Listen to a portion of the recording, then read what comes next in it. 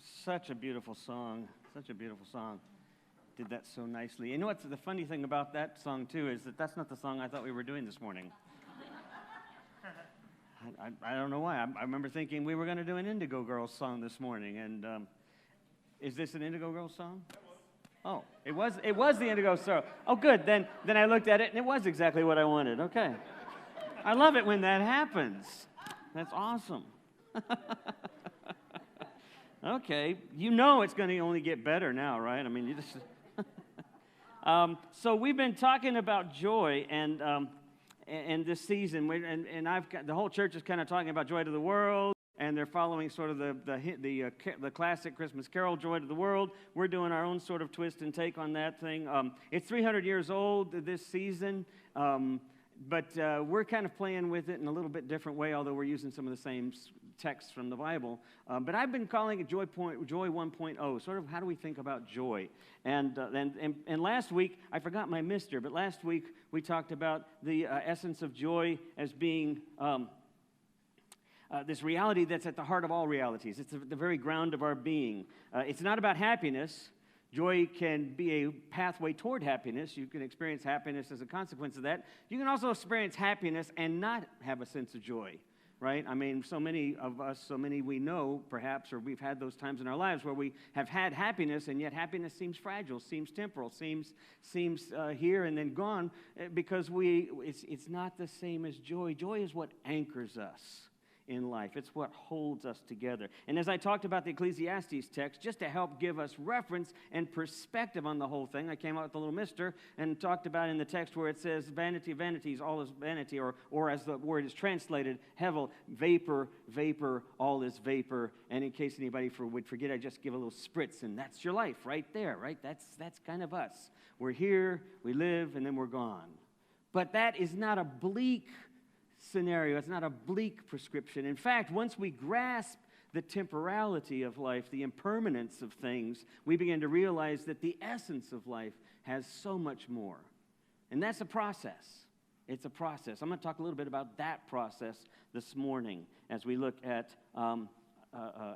this idea of joy as being loud. Okay? And before we can do that, I probably need to do this. Let's see, which one do I push? The middle one? Or the side one? There it is. Yes. Just in case. Don't worry. Don't let worries kill you. Let the church help. That seemed appropriate given last week I was telling you all you're going to die and I'll get over it, you know. So this seems like maybe, you think it's a battery situation? It could be. Okay, well, it's been that, Austin is, a big hand for Austin. He's had a, so Austin, as you're trying to figure that out, if we can't get the remote, then I'll just have to work out the timing best I can and have you do it.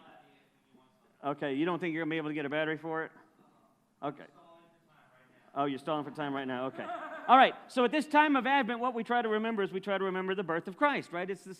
We do this every single year. We remember the birth of Christ. We remember the 4 Sundays as we sort of prepare for. Yeah, the next slide isn't coming up yet. I don't want it up yet. So we're preparing for Christ. We're preparing for this arrival. We do this every year, right? If you've been involved in the church at all, you've been doing this for decades, perhaps. If you've been aware of the church's history, we've been doing it for hundreds and hundreds and hundreds of years. We have this sense in which we are preparing for the coming of the Christ child. Joy, hope, peace come to the world, right? And then, of course, we look at the world and we realize, well, we're not there yet. But we keep hoping. We keep hoping.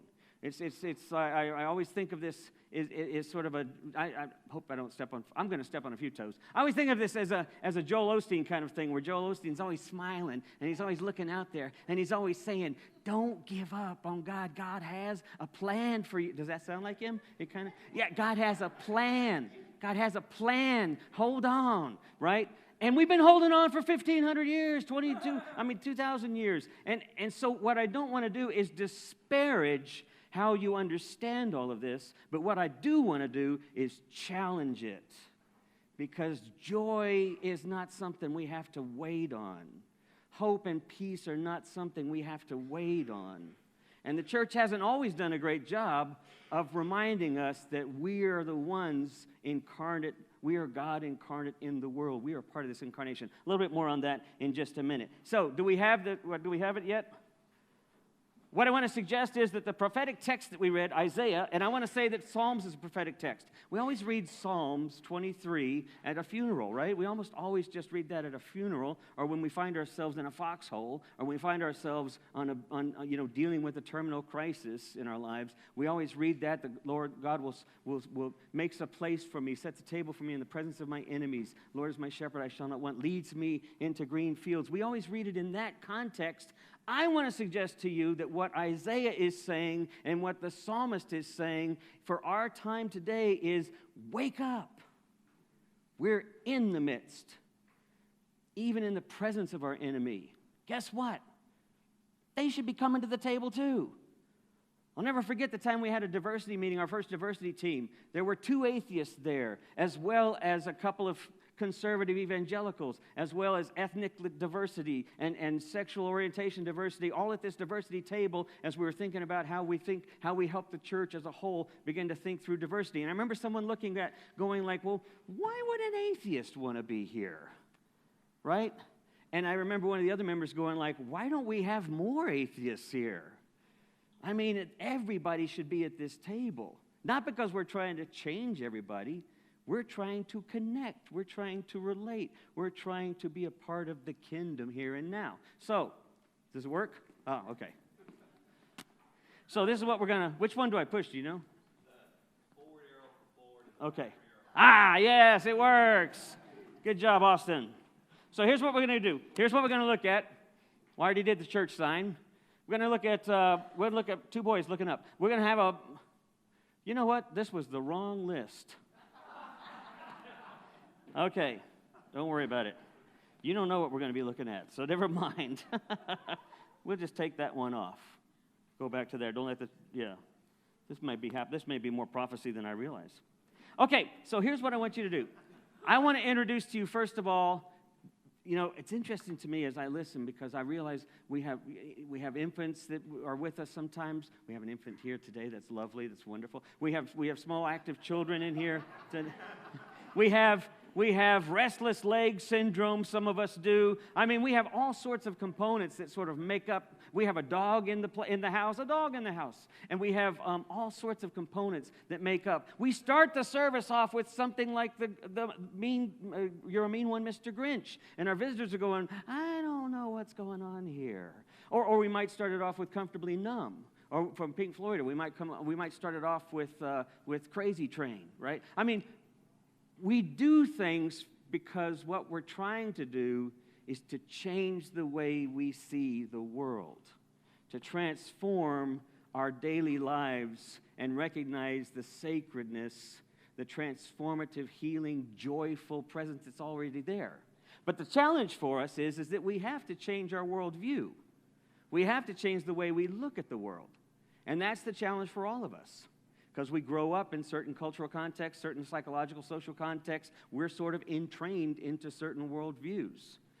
Our world, our culture, especially the Western world, is very much entrained in a particular worldview. So I'm going to basically give you a very simple crash course in worldviews, and I'm saying that there's basically 4. There may be more. There may be clarifications on these. But the material worldview is the first one. I didn't have them up on a slide, so you'll have to just use your mind to kind of hold these in place. But the first one is the material worldview. And the material worldview believes that the outer, visible reality, the universe, is the ultimate real world. People in this worldview have given us science and engineering and medicine, and much of what we call civilization is this what you see is kind of what it is, right? It's a causal relationship. Everything has a cause and a consequence. But it's also a part of our history. It's also so much a part of our reality, even those of us in the church. Just be reflecting on this and see if even the church's orientation is actually, ironically, a material worldview. Because it becomes highly consumer-oriented, and it becomes highly competitive. And it's preoccupied with when things aren't working or when things are scarce. and always trying to make things better in terms of productivity, in terms of outcome, in terms of growth. That's a material worldview. It's where we are basically because of where science has taken us. And it's not a bad thing, right? We definitely want science to have a material cause-effect relationship. We definitely want that. But it's not necessarily the most healthy understanding. We see it massively at this time of year, right? Because this is when most of our capitalist-oriented reality makes its income. This is when most of its business happens, is this last month or so of the year. Another view is the spiritual worldview. Now, this needs to be pay attention to this because it's not really what you think it is. The spiritual worldview is what characterizes many forms of religion and idealistic philosophies that recognize the primal and the finality of spirit and consciousness, the invisible world behind all things. So it's almost like there's a parallel reality. There's the physical reality, and then there's a spiritual reality.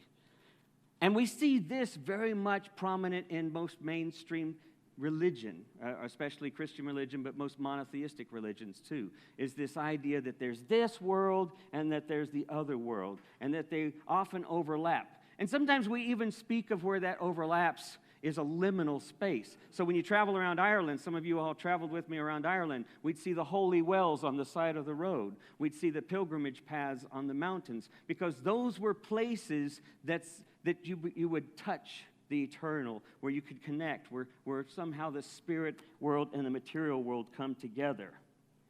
But taken too far, the ethereal, it can become too ethereal, too disembodied, too disregarding of ordinary human needs, and it becomes denying of the good of things like psychology, anthropology, societal issues of peace and justice. And this is where you see religion go way off the track, right? This is where you see religion take that spiritual understanding of this world and that world too far, and it becomes this world's not that important, because ultimately it's all about that other world, that other realm beyond this world.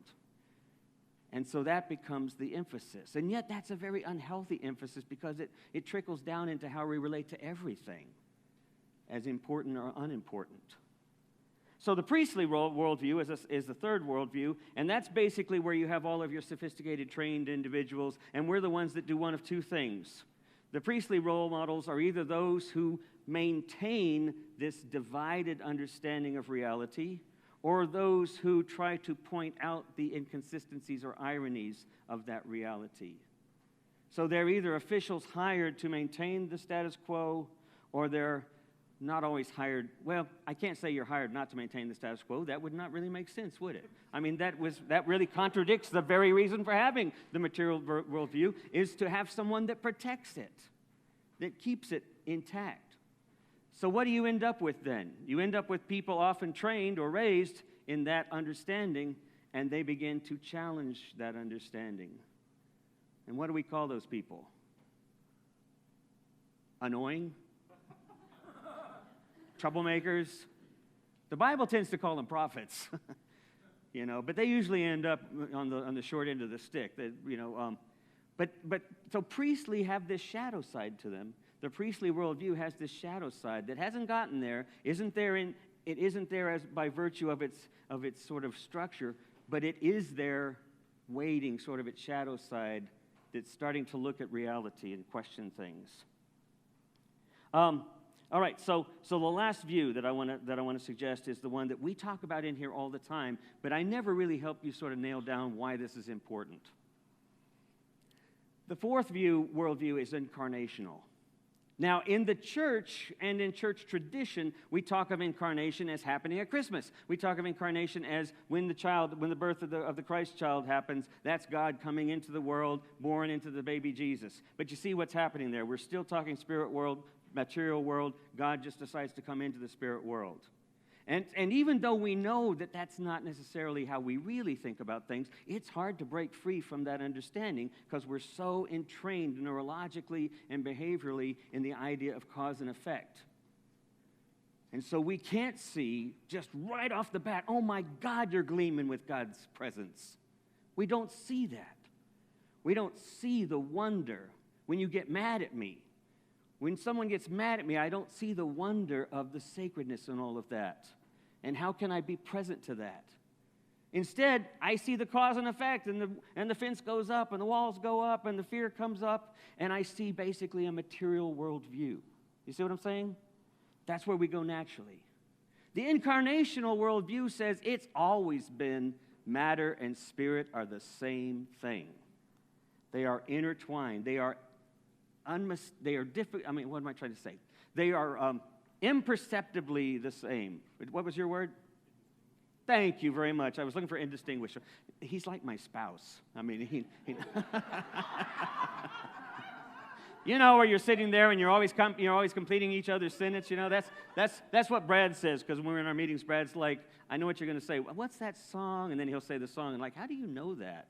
He says, it's like you're my spouse. So anyway, but yeah, it's indistinguishable. They just overlap. They're intertwined. And now whenever I talk about, so this is important, whenever I talk about life, whenever I talk about nature, whenever I talk about someone angry at me, whenever I talk about the enemy, whenever I talk about someone with whom I agree, all of it is the Christ. All of it is imbued with this reality of God's presence in the world. But even God's presence in the world we start going back to this familiarity, and we're thinking of that other being somehow present with us. It's always been in the midst of us. We have always been in the midst of the sacred. So that when Jesus comes into the world, it's not suddenly God's there. It's Jesus is going like, look, this is how it works. This is how you do this.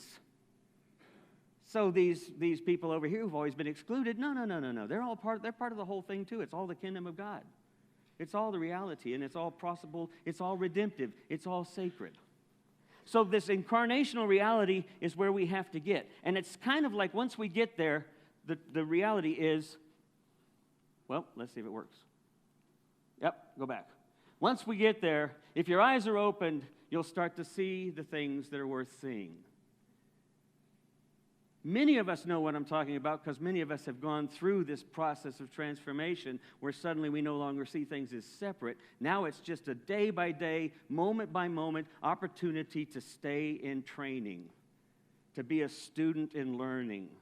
How do I learn to perceive that this moment has got something to teach me? It's got something to help me celebrate joy or life or just understanding and insight. That's what I mean by the joy that holds all of these things together. Even in the midst of some of the most difficult times we have to face, or some of the worst things we've had to face, or even in the midst of our shame, which again, shame, guilt, all of those emotions are those things that cling to a material worldview. Because it all says this is broken and it has to be fixed. It's already labeled things. But once we learn to let go of those labels and to begin to see what is there for me to participate in, what's there for me to learn, our eyes are opened and we begin to see things for what they are. So that when a child starts to cry in the room and starts screaming, do you ever remember when you celebrated your first child or your grandchild being born and they came into the world and they screamed and everyone went, ah? Why is it years later we're going like, ah? Somebody quiet that child, right? I mean, we just lose things because, once again, we've fallen back into the material view, which says things should be one way and not another way. But in reality, it's still the same thing happening. We've forgotten how to stay in touch with it. So that's part of our practice. One of the things that where I see this, and you'll see this anywhere, this is the kind of the fun thing of practicing with joy and worldviews, is you can travel around to all sorts of settings, and you can start to distinguish what kind of worldview is present here. How are they looking at life? Are they looking at life as cause and effect, and this is broken, and it has to be fixed, and there's only one option, and if the option doesn't work, we don't know what to do, and now we're spinning out of control? Is it that way, or can we look at it as something other? Can we start to practice this? What's the moment offering me to learn? What's the moment offering me to participate in? So when Linda and I went to the Louvre a few years ago, we were over in Germany, and then we went to France, and we went to the Louvre. And if you've been to the Louvre, it's an amazing thing. It's this massive complex of arts and collections of art pieces and stuff, and sculpture and historical content. It's just an amazing structure. And we were there, and of course, there's thousands of people in the Louvre at any given time. But what's interesting is that when you start to get there, this becomes a very ubiquitous sight. Right? If you've been there, you've seen this. So Linda and I, and this is closer than Linda and I actually got. When Linda, I don't know if it's in there yet. No, it's not there. So Linda and I were actually about 3 times back from that. So we couldn't even see a figure, right? So you take a picture and then you zoom it up and you try to take a picture of that. And so you're all looking at each other's phones to try to see the object you're looking at. And as we're doing that, I keep asking myself, what is it that we're actually trying to do? I mean, when we were there was a little boy that was in front of us. He couldn't see anything, and his father was trying to peer through 2 heads to try to get a picture of it. And he really hadn't picked up his son, so his son's down here, and he's just looking. And he says, what is everybody looking at? And then this woman next to him says, it's the Mona Lisa. And he's like, well, who's that? And so she shows him a picture from her phone of the tiny picture in the phone, and he says, what's that? And she said, it's a 500-year-old painting. And he said, well, it doesn't look that old. And he said, who is it? She said, it's a woman. And he said, well, he looks better than you would think, for 500 years. And then all of a sudden, 30 seconds, people, 30 seconds. And the mass turns around and starts coming at you like a herd of cattle. And so he quickly picks up the son, and he puts him on his shoulder, and he's starting out. And the son says, he's trying to look back at it, because now he can see what they were looking at. And he says, Dad, well, we never got to see it. And then the dad's grumbling, going like, and neither did I, and neither did anybody else. And so they walk out. We waited 40 minutes in line down the queue to get into this massive room. What is everybody looking at? Why are they there? Why did we go there, right? How conscious and mindful are we of the things we choose to do? And that's what I think all of this is about. So here you've got this wonderful picture, right? This is also ubiquitous. Doesn't matter what religion you come from.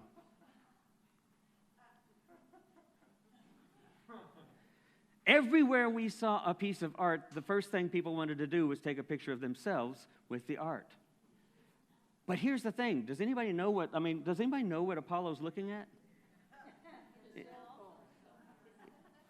Sure, he's looking at his cell phone, right? Yeah, obviously. 2,500-year-old sculpture, and he's looking at his cell phone. No, Apollo, if you look down at the bottom, this is the wonderful myth, Greek myth of Apollo, who goes into the land to Delphi, to the oracle, to where Gaia is, the source of the earth, the goddess of creation, and defeats the serpent, or the python, it's different things in different places, and defeats it. And so he is looking into the oracle. He is looking into the mirror. How ironic that he's looking into the mirror and she's looking into her phone as she takes a picture of herself in that place. But we're hardly thinking of what's going on in these settings. So one of the things that we begin to realize is this idea of how do we experience joy? Because when we find ourselves in the conventional reality, we look at this picture and what do you say? Poor Robin. Clearly someone didn't get the memo, or his parents are really mean and decided to set him up for a nasty experience.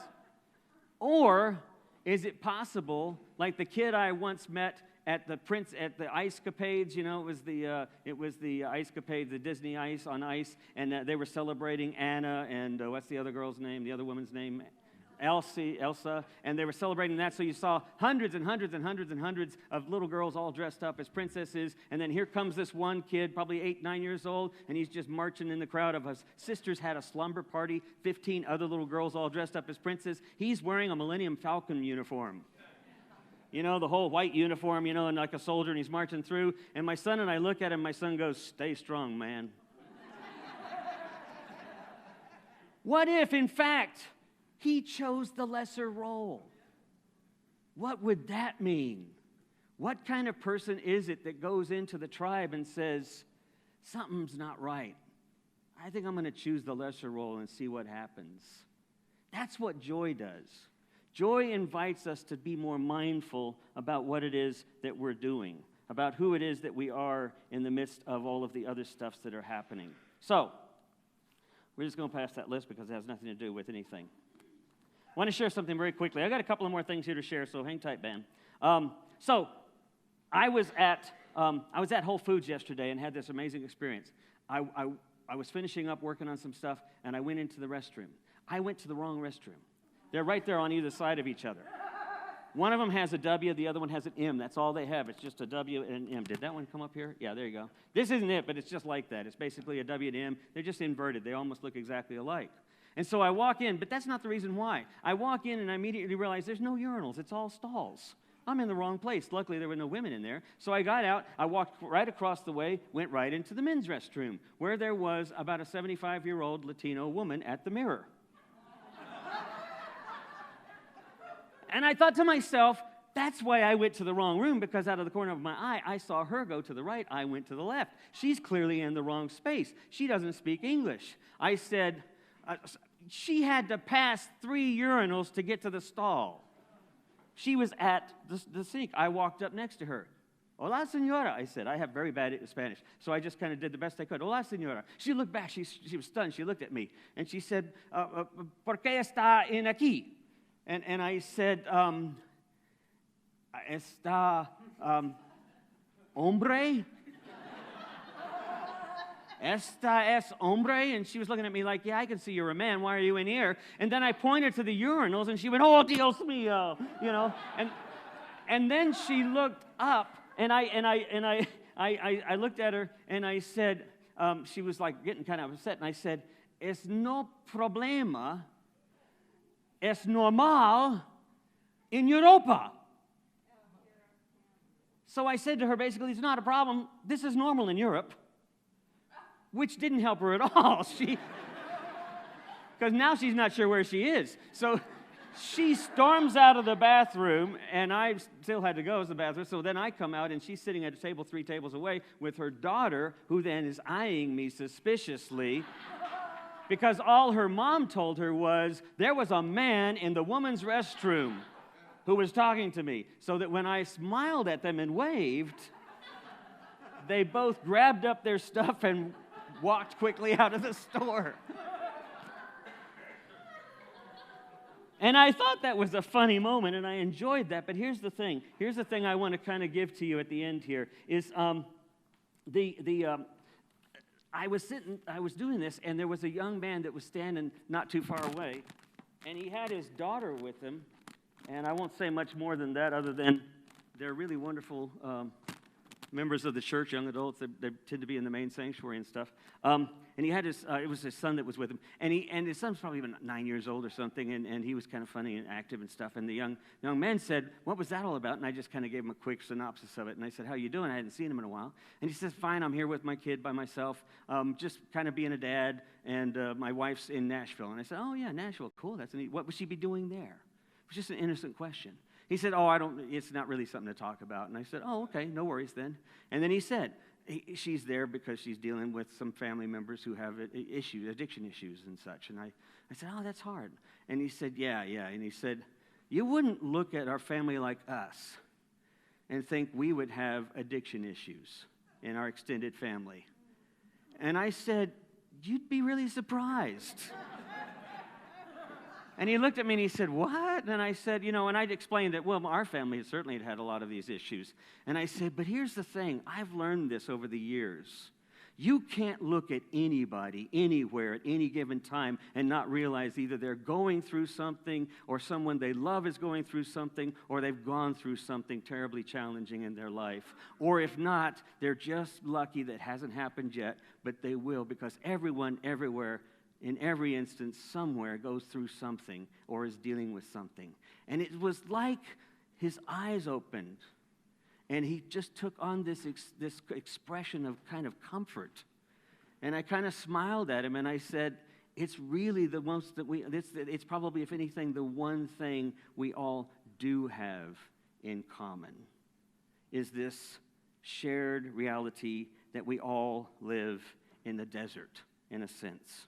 That we live in the heart of life that's oftentimes like a desert. So I want to show you this last picture, and then we'll finish up and let the band come on. By the way, that's a road out to West Texas, Guadalupe Mountains. I was looking out at a field yesterday, and I was wondering as I thought about Isaiah's text where it talks about in the midst of the desert, there will be blooming, there will be a stream, there will be all of this life-giving, nurturing substance and presence. And I kept thinking to myself, in a material view, I'm going to just keep waiting for that and just imagining that someday it's going to get better.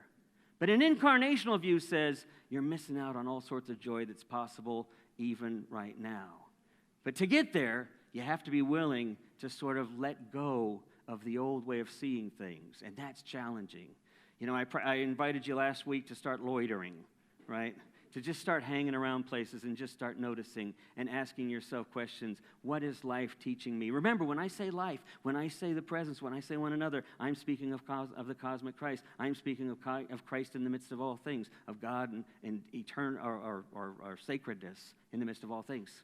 You got to get that in your head so that every time we encounter someone, every time we're present with someone, we are present with an opportunity for transformation, with an opportunity to experience even the slightest a bit of support and joy at the heart of our being. So, the real joy comes, as Maria Wilkie said, we come to a place where there are no answers particularly because the answers no longer satisfy. But living with the questions provides a greater joy and meaning. So the real choice for joy comes in choosing the lesser known path, the lesser familiar one. The one that we choose to get a little lost in the moment. That we choose what Mary Ellen was telling us to stop and take a deep breath. Maybe 3, maybe 4 if it takes that. But to allow ourselves to be a little lost in the moment. And to find our way through the moment, and this is key, not by trying to control the moment, the material view, not by trying to predict or control the outcome, but instead to get closer to life right where you are.